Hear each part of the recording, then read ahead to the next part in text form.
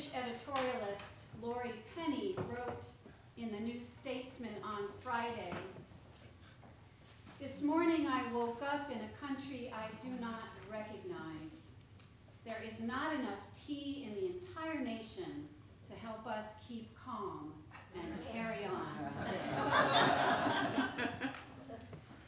She goes on to say, this was never a referendum on the EU. It was a referendum on the modern world. And yesterday, a frightened Britain voted out, out, out. And today, we've all woken up still strapped onto this ghost train as it hurtles off the tracks. I chose as a challenge because I haven't yet had the opportunity to celebrate St. Peter and St. Paul today instead of the regular lectionary. The celebration, the feast day for them is this Wednesday coming up, so I had that option. However, this week, as I started to prepare my sermon, reflecting on the lives of these forefathers, I started thinking about the Orlando shootings and political pundits and weather reports, and my head started to spin. How do I connect our lives to theirs? And then on Friday, we had the EU referendum and David Cameron's resignation.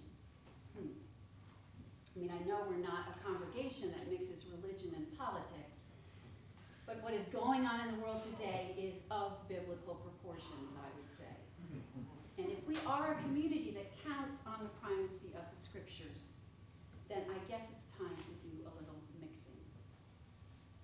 But what is helpful is that we are not examining theory in this case. We are examining, in either case, in our current world or our apostles, we are examining the lives of human beings. I can't help but think that Laurie Penny expressed the same level of bewilderment and agitation and sadness that Peter himself knew upon the death of Jesus.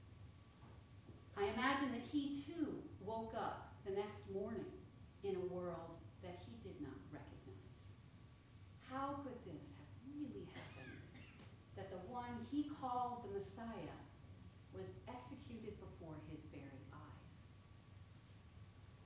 And as for Paul, well, he could very well have been on the side of Brexit. He was a Pharisee. He was a persecutor. He had even ordered St. Stephen's execution. And so at the time of Jesus' death, yes, the world was a very different place to him, but one that perhaps he had helped to make different.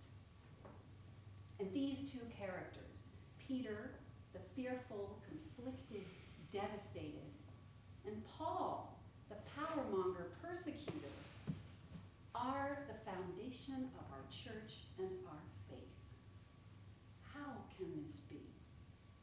It's no wonder that some don't understand us Christians. But actually, it makes all the sense in the world to me, and here is why. How else can a community of inclusion, with a belief system that expects conversion and transformation, a faith that inexhaustibly strives for freedom from prejudice, slavery, and injustice, if not for being led by such persons as these? That's how else we can be this way. They are primary examples of how human beings can live the life Jesus taught us to live, to tend and feed his sheep and lambs. They lived the good news in spite of everything, the evangelion. They were evangelists. That there is such a thing as justice and peace. And if they can do this, then so can we. If it took Peter the entirety of Jesus' ministry, all 3 years, to be guided and tested, hauled out of the water when he was sinking, trying to follow Jesus, and he suggested building booths on the Mount of Olives when that was not the point, and he even denied Jesus 3 times, if over and over again he failed to get the whole picture, he ended up with an unshakable faith at the last, then why can't we be faithful people as well?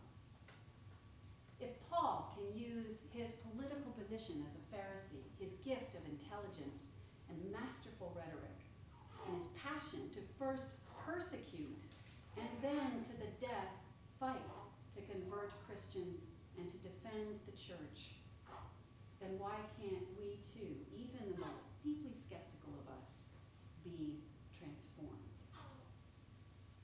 These are our ultra apostles, and yet they are so relatable. The question remains, though, if we can wrap our heads around apostolic identity.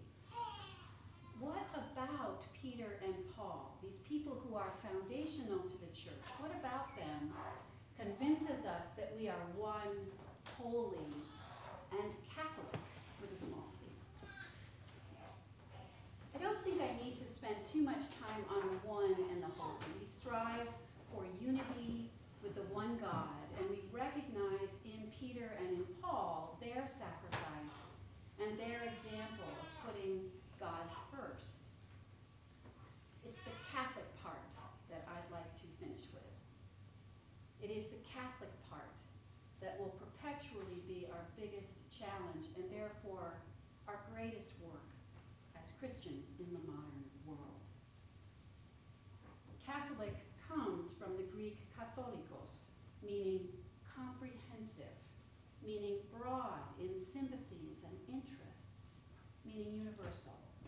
In other words, it means inclusive.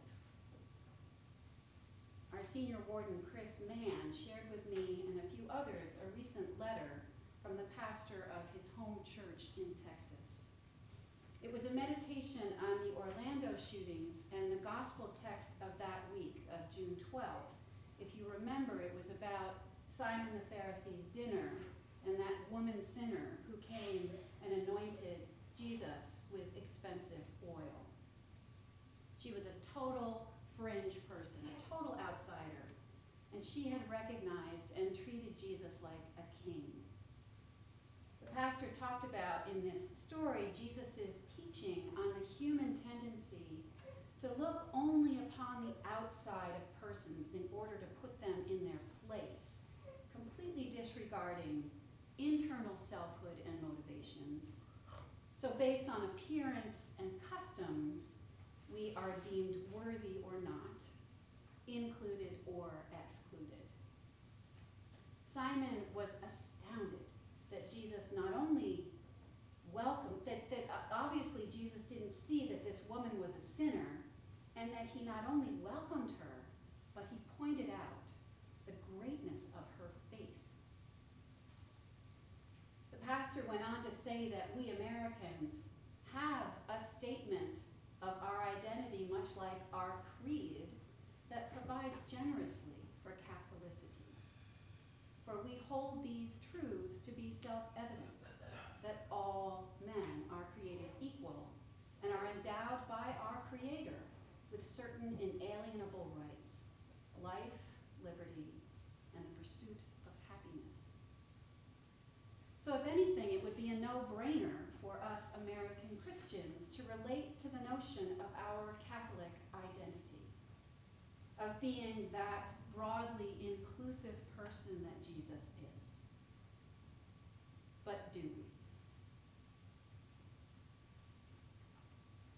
As we continue to wake up to news of fear-induced acts of cruelty, of fracturing rhetoric and referenda, it's easy to want to just run away or to become depressed and agitated. And yet, remember our apostles. Remember Paul's instructions to Timothy. Be patient, be patient. For the time will come when people will accumulate for themselves teachers to suit their desires, and they will wander from truth to myths. Be patient. We do have examples in our apostles of what it means to live our Catholic faith and to carry on. Peter woke up on Holy Saturday morning and the world as he knew it had changed. And yet, despite his status as one of those Messiah, he went on to build the church of brave and compassionate souls that make our community of faith what it is today. Paul woke up on Holy Saturday and went on to a total conversion on the road to Damascus. He ran the race and fought the good fight. As an outsider to the early Christians, he poured himself out and became the one by which the whole world came to know Jesus the Christ. On these persons, these holy Catholic apostles, is built our faith. There is much to connect with, much to identify with, and much to celebrate in the lives of these saints, St. Peter and St. Paul.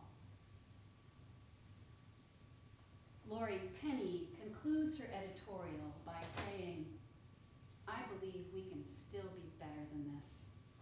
I want my country back, and it's a country I've never known, and getting there will take more strength, more kindness, more resilience than this divided nation has mustered in living memory.